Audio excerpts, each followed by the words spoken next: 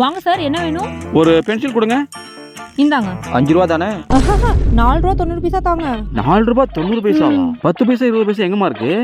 நீங்க 4 ரூபா 90 பைசா ஆன்லைன்ல பே பண்ணிருங்க. 10 பைசாவில் என்ன ஆக போகுது? ஏன் இப்படி பதறாங்க? இந்த 10 பைசாவை ஒரு பொண்ணுகிட்ட மாட்டி நான் பட்ட பாடு எனக்குல தெரியும்.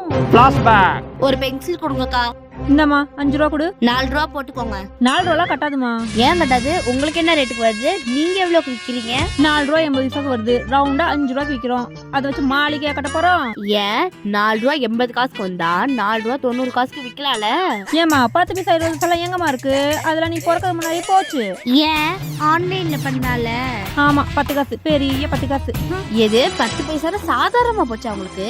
10 பேர்ட்ட 10 பைசா எக்ஸ்ட்ரா வாங்கினா எவ்வளோ? 1 ரூபா. அதுவே 1 கோடி பேர்ட்ட 10 பைசா எக்ஸ்ட்ரா வாங்கினா எவ்வளோ? 1 கோடி பேர்ட்ட 10 பைசாவா? 10 லட்சம் ரூபா. 10 லட்சமா? அதுவே 1 கோடி பேர்ட்ட 1 கோடி தடவை 10 பைசா எக்ஸ்ட்ரா வாங்கினா எவ்வளோ? கால்குலேட்டர் ஸ்கிரீன்ல இத்தனை ஜீரோ அடங்காதே. 10 லட்சம் கோடி. தமிழ்நாடு பட்ஜெட் மாதிரி 2 மடங்கு. தமிழ்நாடுங்கிற பட்ஜெட்டுங்கிற பெரிய பெரிய வார்த்தை எல்லாம் பேசுற. நீ போடுற அமௌண்ட்டை போட்டுட்டு கிளம்புமா.